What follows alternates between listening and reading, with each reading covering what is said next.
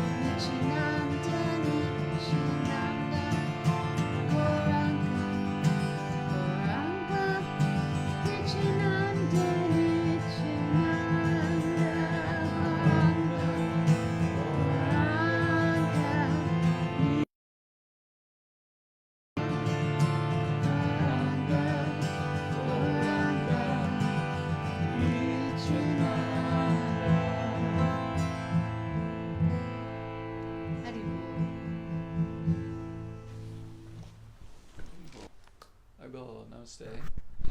Thank you for joining us. Once again, my name is Mahaprabhu Das, and I'm your host here tonight. And I'm going to be speaking, or today is the appearance day of Lord Chaitanya. And as I mentioned at the beginning, Lord Chaitanya, appeared in this world in the province of Gora or Bengal in 1486.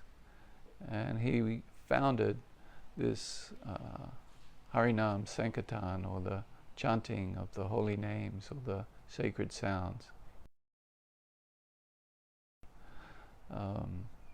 So before speaking about Lord Chaitanya, first I would like to offer my respects unto my spiritual teacher, Jagatguru Sudaswarupananda Paramahansa, who has very kindly taught me about the teachings of Lord Chaitanya. And so my spiritual teacher is coming in a disciplic line, or a spiritual succession, that's known as the Brahma, Madhva, Gaudiya Sampradaya. And so Gaudiya refers to the fact that it's coming from Bengal in India. And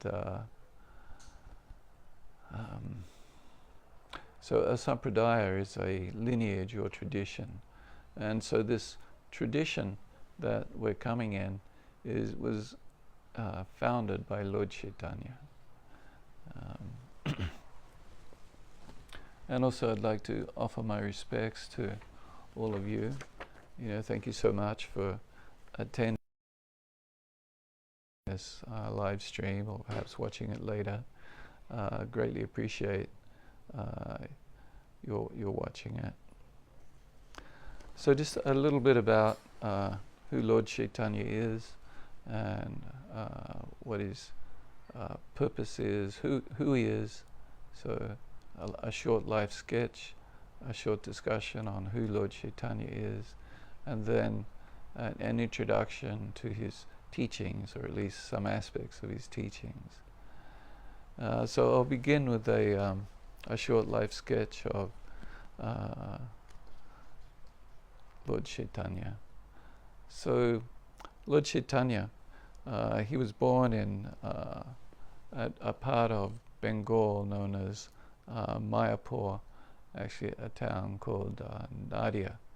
This is an area of Bengal that's also known as Navadweep, which means 9 islands. Nava means 9, and Dweepa means islands. And so these islands are actually in the Ganges. So the Ganges flows from the Himalayas down through northern India, and then comes towards the sea in Bengal, Ganges, and this and various islands sort of surrounded by tributaries, and this area is known as Navadweep. And Lord Chaitanya took birth in, or appeared in, Nadia, which is in Bengal. So his parents were named Jagannath Mishra, was his father. He was a great scholar or pandit, a learned teacher and philosopher. And his mother's name was Sachi Devi. And prior to his birth, his parents had 8 daughters, and each one of them died one after another. So of course this was a greatly sad event for them.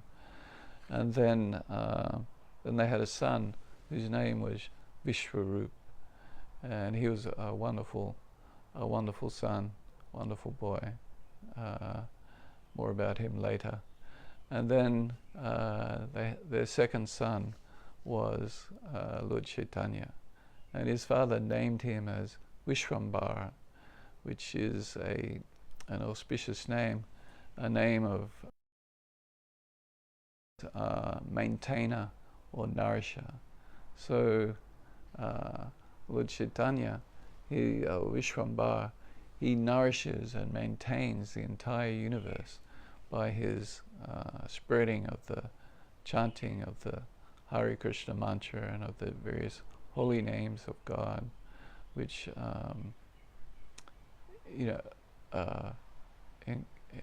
incredibly beneficial. So I'll speak more about that in a bit. So anyway, so he was named Vishwambara, but his mother, he was born under a neem tree, so his mother, like a nickname or pet name, was Nimai. And as Lord Chaitanya grew up, there were many wonderful occurrences or pastimes. And as he became a little older, he actually began studying, Sanskrit grammar at age 8. And by age 10, he was a very learned scholar, and then began educating himself, and even started his own school, where he'd learned all of what's known as the Vedas or the Vedic literatures. And he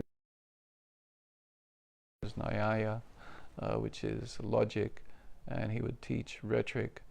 And he became such this is at a very young age. And this area, Nadia, was a seat of great learning in India, in all of India. It was famous as a seat of scholars, learned scholars. And in those times, people, scholars used to travel throughout India and engage in debates. And, when they debated, if they lost, they would, this was seen as most unfortunate. But if somebody wanted not to debate, they had to sign a paper and hand it over.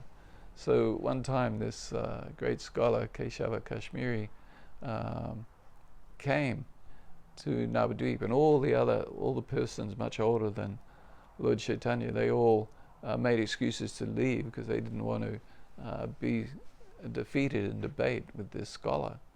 But anyway, so he engaged in debate with Lord Chaitanya, and Lord Chaitanya solidly defeated him. This scholar, he actually good verses glorifying the Ganges, and he composed them on the spot. He was such a great scholar. Sanskrit, of course, is a very complex and difficult language, and it's shlokas, they have a certain meter.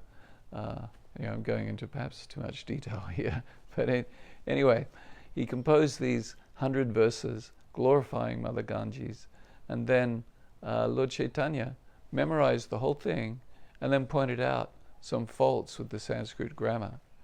And this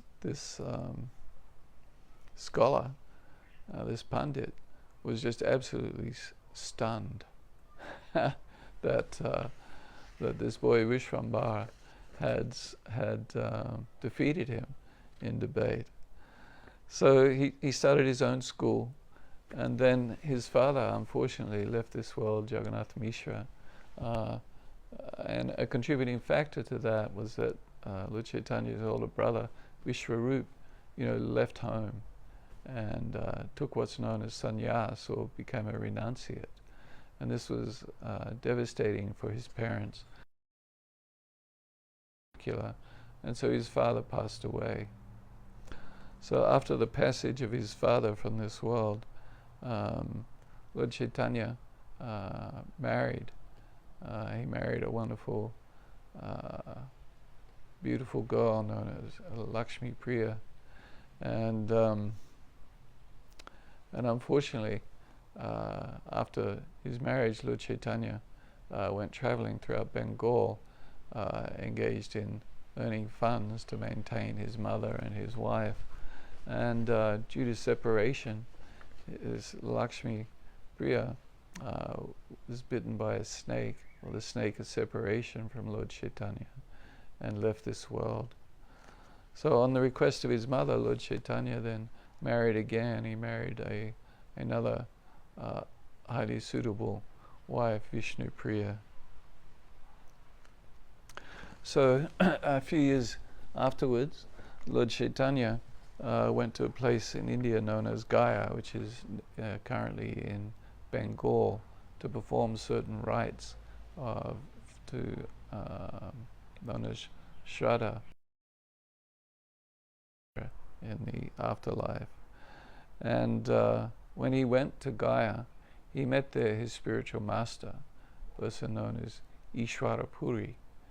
And as a result of taking initiation from Ishvara Puri and receiving various instructions and information from him, he then, when he returned to Navadvip, to his hometown, Nadia, he was like completely transformed.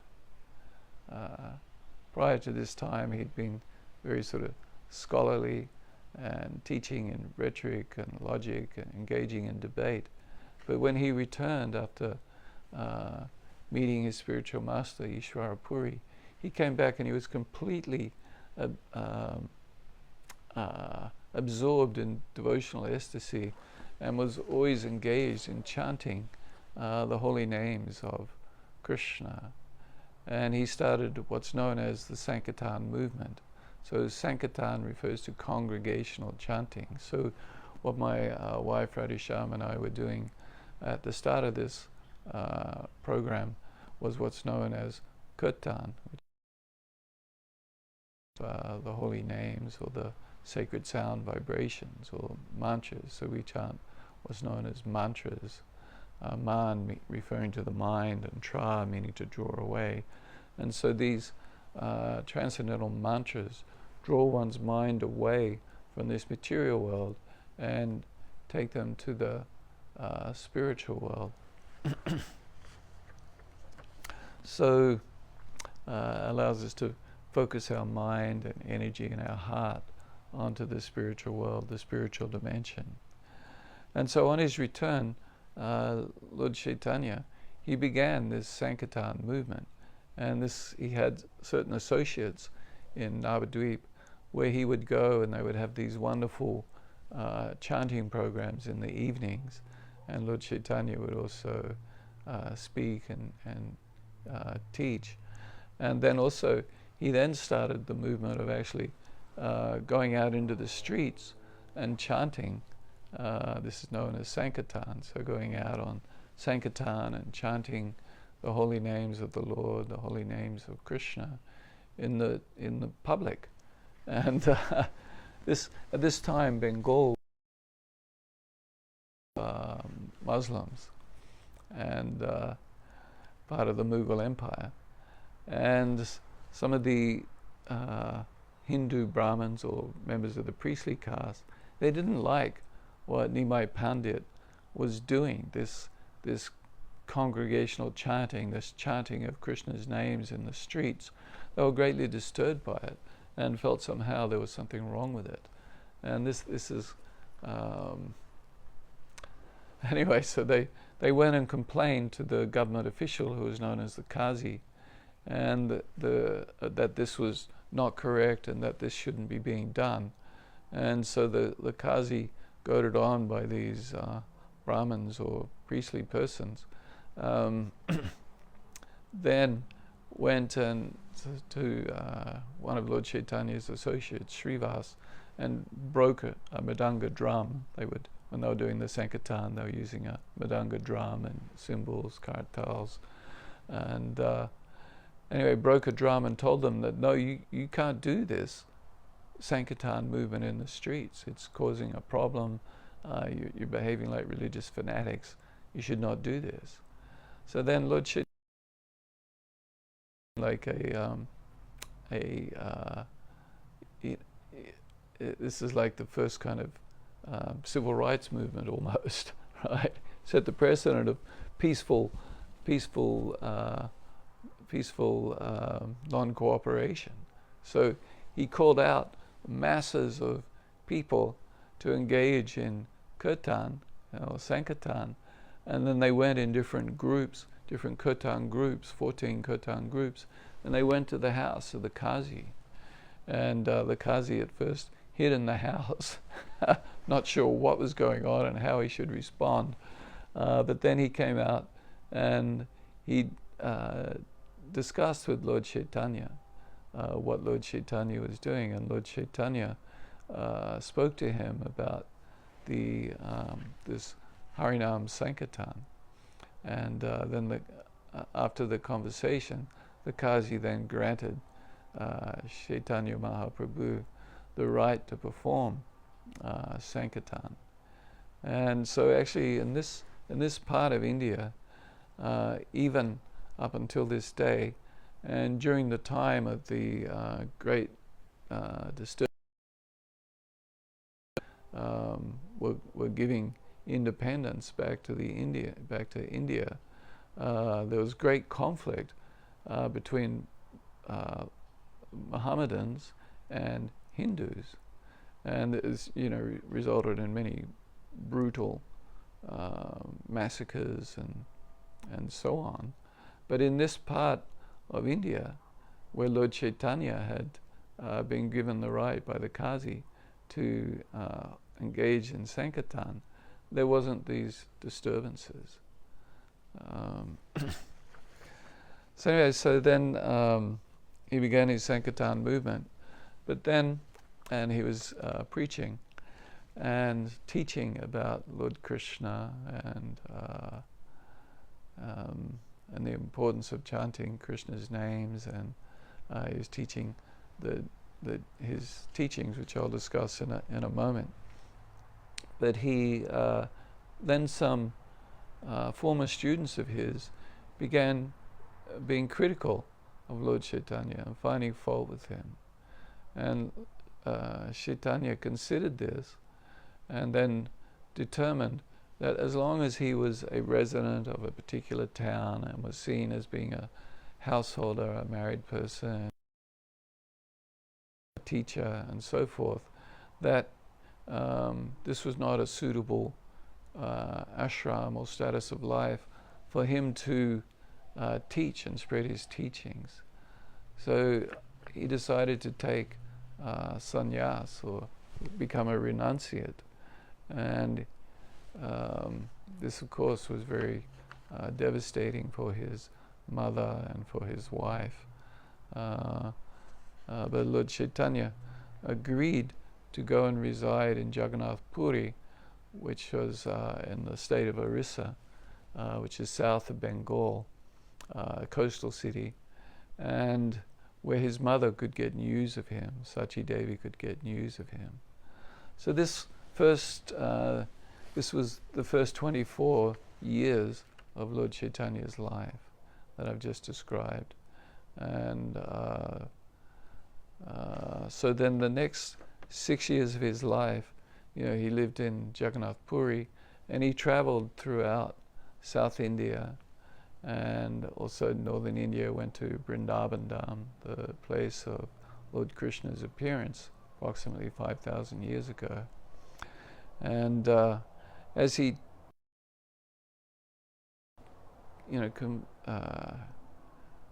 converted many people to the Vaishnava religion, or got them chanting Krishna's holy names.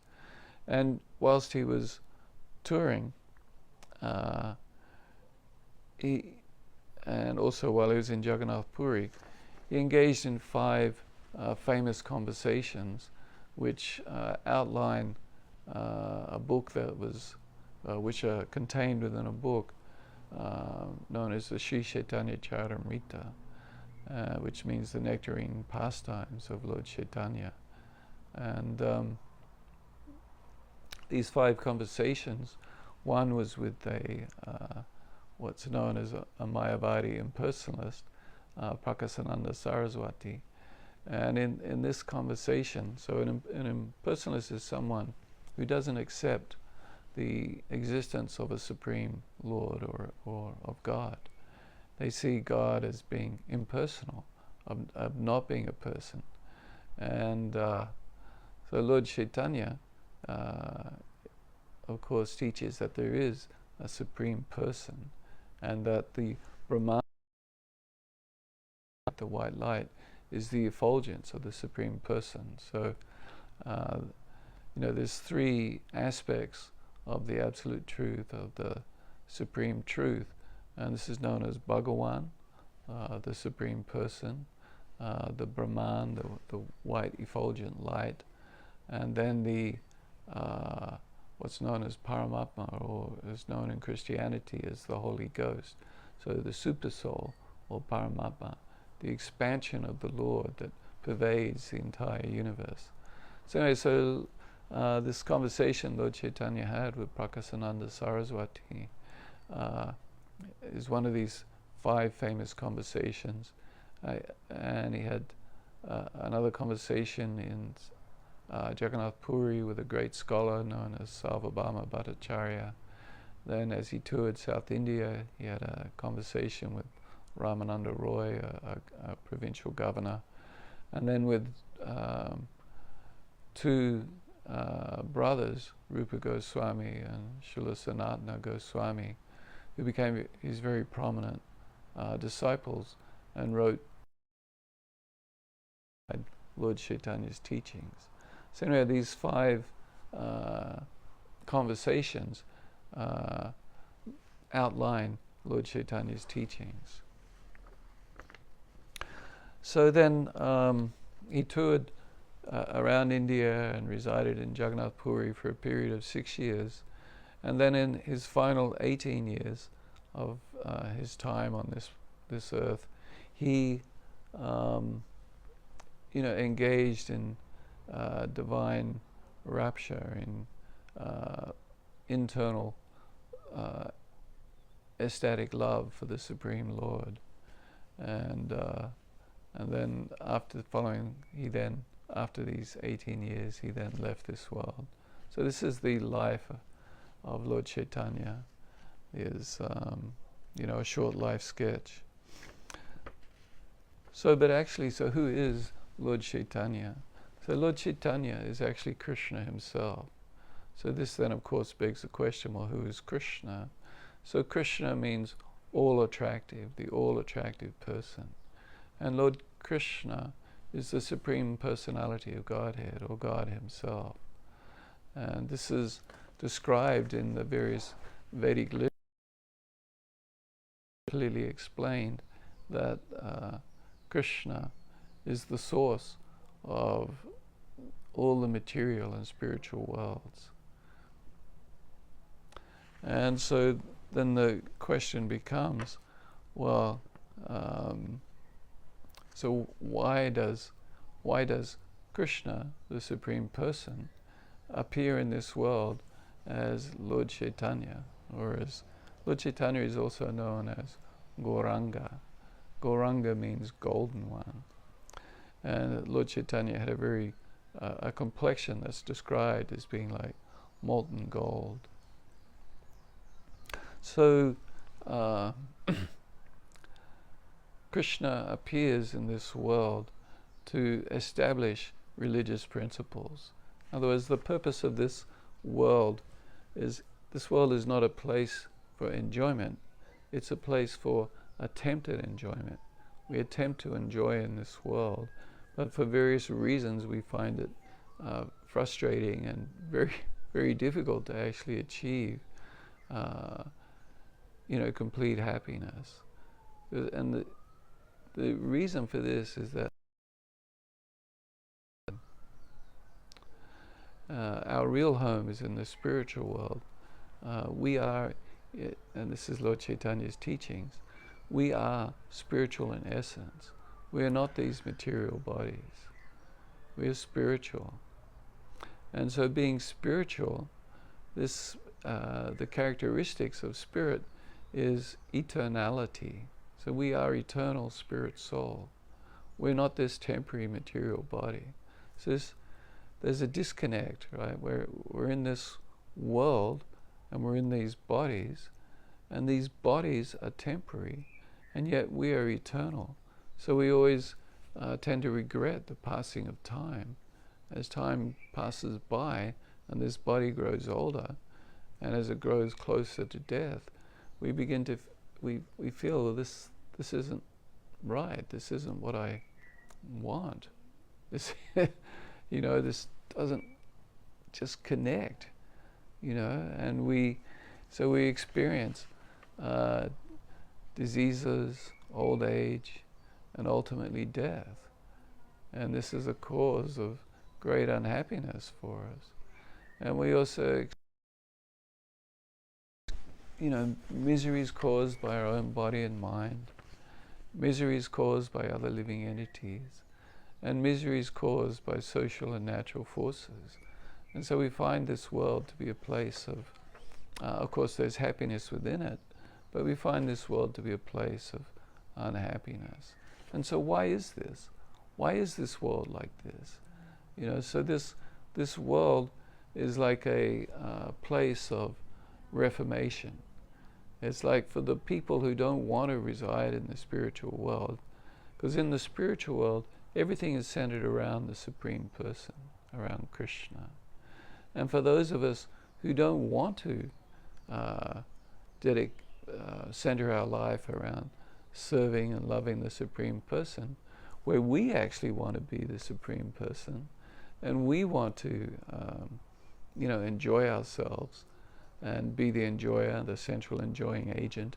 You can experience this with little children. They see themselves as the center of everything, and they want your attention the whole time. Look at me, here I am, look at me. Like we call it, and we call our or she calls us actually, our granddaughter, and she's always wanting to show us, look at me jumping, look at me running back and forth, look at this picture I drew, and so, and of course as doting grandparents we go, ooh, wow, ooh, isn't that wonderful, and so this is the nature of the living being in this world. We want to be the center of attention. We see ourselves as the center, and that everything else revolves around us. And so in this material world we begin to experience that actually this isn't quite right. I want to be the enjoyer, I want to enjoy in this world, but everything, it just doesn't work out.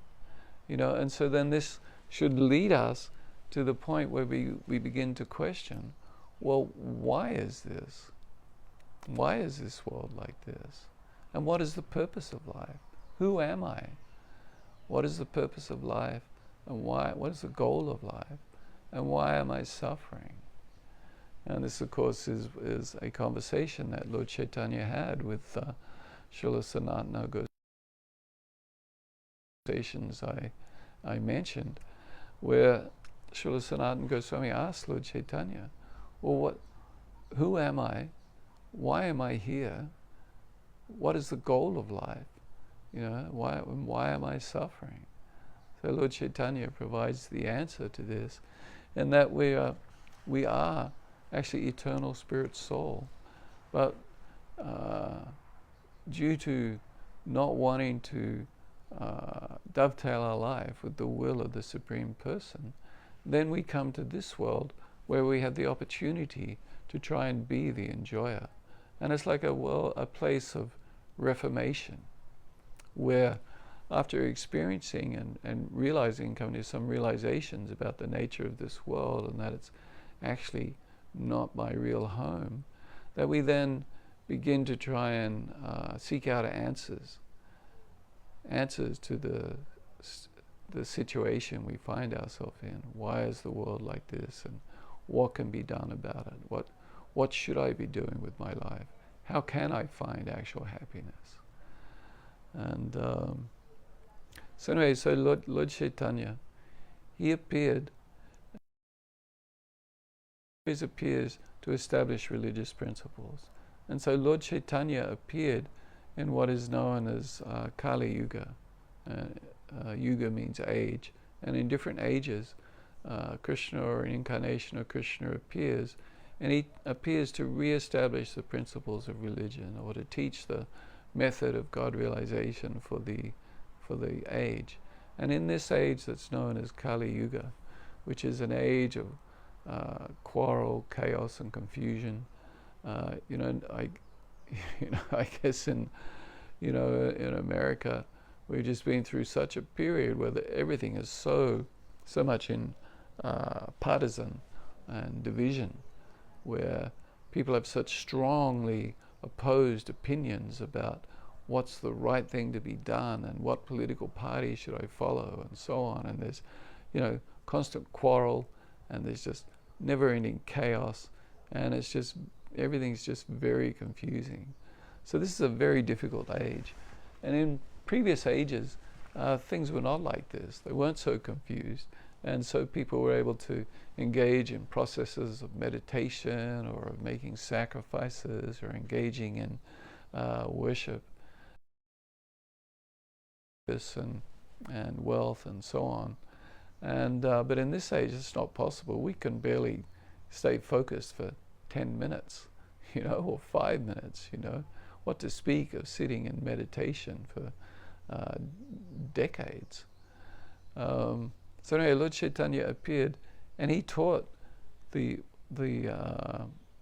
method for God realization in this age of Kali Yuga, which is the chanting of the holy names of the Lord. So this Hare Krishna mantra that we were chanting earlier, these are the names of the Lord. These are transcendental sound vibrations descending from the spiritual world and into this material world. They themselves are an incarnation of God.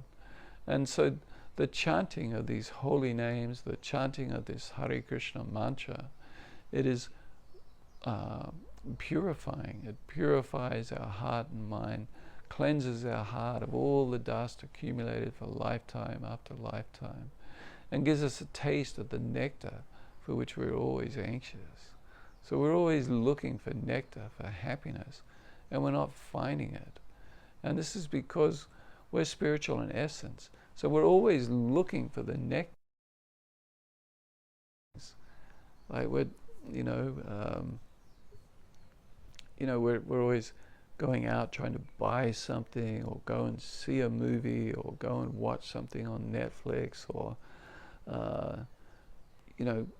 take our material body to a particular place and somehow try and find happiness there. We're looking for a little bit of nectar, or we're looking for loving relationships. We want to engage in a loving relationship with our wife, or our girlfriend or boyfriend, or whomever it may be. But we find that this loving relationship may start out as something wonderful, but in time it becomes something very bitter, and this leads to divorce and separation. And of course, ultimately, all relationships in this material world come to an end.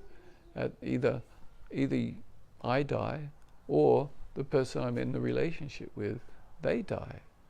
So this is very painful. So we're looking for happiness, we're looking for nectar, but we're not able to actually find it. And so Lord Chaitanya appeared, and he taught that we can find the nectar that we are seeking. We can find this in the chanting of the Lord's holy name, of Krishna's holy names. He says, all glory to the Sri Krishna Sankirtan. So by chanting these holy names, we can attain pure love for God. We can achieve the goal of life. We can achieve perfection. But Lord Chaitanya taught that there's no hard and fast rules in chanting these holy names. Anyone can do it. A child can do it. As I mentioned in previous ages, required great skill or wealth or ability to mentally focus. So of course a child can engage in these activities. But in Kali Yuga, while the age is a very difficult and confusing time, but this process for God realization or self-realization is very simple. Even a child can do it.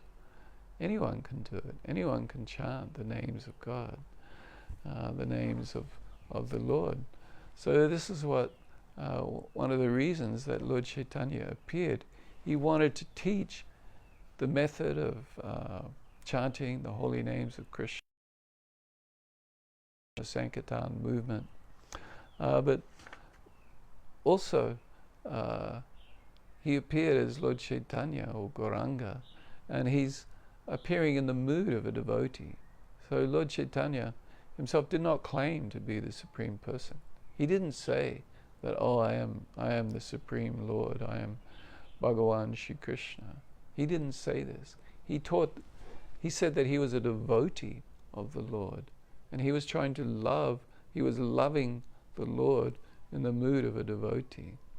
So a devotee means someone who's very devoted to the Supreme Lord. But not only did he teach devotion to the Supreme Lord, which of course many people teach that we should love God. Lord Jesus taught that we should love God with all our heart and all our being. And this, of course, is what Lord Chaitanya is also teaching, that we should love the Supreme Person with all our heart and all our being. But Lord Chaitanya expanded upon this and taught further that we should love the Supreme Being in a various kinds of loving relationships. And each one is higher than the other. Of course, for each person who's in a loving relationship with the Supreme Lord, they feel that their love for God is just right for them. And there's 5 what's known as rasas or flavors of love for the Supreme Person. The first one is sort of in a mood of neutrality, where there's no longer attraction for this material world, and we just feel great peacefulness and blissfulness just in the association of the Supreme Person. This is known as Santa Rasa, or neutrality. So we're no longer attracted to the material world, but we are we're in peacefulness. We're not actively engaging in a loving relationship with the Supreme Lord. So the second mood or rasa or flavor of love for God that Lord Chaitanya taught is what's known as dash or servitude, where we render service to the Supreme Person. And we do this out of love, not out of obligation. When we talk about, or fear, or to get some reward, like or service, rendering loving service, we tend to think of, oh, what a bummer. Is that like my job? Like, is that how I serve my boss? My boss wants me to do something, and I grumble about it behind his back, but I tell him, oh yes, I'll do that for you. And the and the only reason I'm doing it is so I can get paid, so I can get something in return. In other words, it's a business transaction. So no, this is not what we're speaking of here. We're speaking of of being in a loving relationship with the Supreme Lord in the mood of a servant, one who loves to serve their master. Let me serve you. So this is loving service known as dasya. And then one can have a relationship with the Lord as a friend, which is known as sakya. So a friendly relationship with the Supreme Lord. And one can have a relationship with the Supreme Lord as his parent. When the Supreme Lord appears, he has parents, and we can love the Lord in the mood of parenthood. And then the highest rasa or flavor of love for the Supreme Lord, which includes all the others within it, is to be the paramour or the lover or the consort of the Supreme Lord. This is the highest love for God that there is. And so when Krishna appeared 5,000 years ago, he exhibited all these loving relationships with his devotees. But when Lord Chaitanya appeared, he taught how we can actually love the Supreme Lord in the mood of Vrindavan. Vrindavan is where Lord Krishna appeared and performed his pastimes. And so Lord Chaitanya, he appeared and taught how we can love the Supreme Lord Krishna in one or other of these moods or flavors of love for the Supreme Person. And so Lord Chaitanya, he appeared in the mood of a devotee, of a lover of the Supreme Person. Krishna or God, he sees the love that his devotees have for him. And of course, Krishna, he loves his devotees. He's in a loving relationship with them. But he sees that actually his devotees experience more bliss and pleasure out of these loving relationships than Krishna himself does. So Krishna wants to taste the love that his devotees have for him. So he appears in the mood of a devotee to taste love for himself. So these are the reasons for the Lord's appearance. And I've spoken here in sort of a roundabout way on some of the teachings of Lord Chaitanya and the reasons for his appearance, and given a life sketch. And if you'd like to learn more about Lord Chaitanya and his teachings, and if you'd like to, and of course his principal teaching is the chanting of the holy names, or the chanting of the sacred mantras. So if you would like to, the transcendental sound vibrations.